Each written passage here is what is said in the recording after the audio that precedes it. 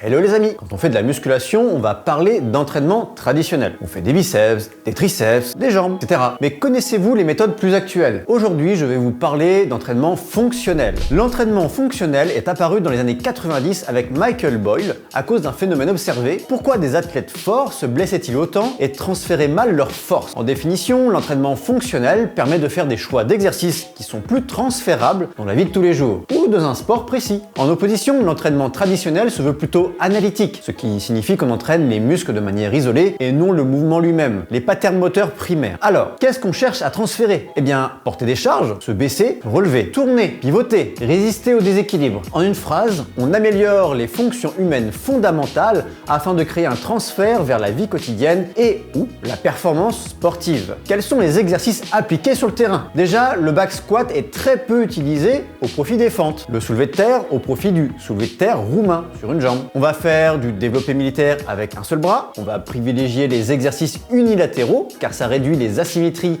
et diminue la charge absolue sur la colonne. On évite les barres au profit des haltères pour plus de contrôle moteur et de liberté sur les articulations. L'unilatéral permet d'aller un peu plus loin dans l'amplitude de mouvement. D'ailleurs, on n'utilise pas des machines mis à part des poulies. Voici ce que c'est que l'entraînement fonctionnel. Vous savez à présent faire la différence. N'hésitez pas à liker ou vous abonner si le contenu vous a plu. On se retrouve très vite. Ciao!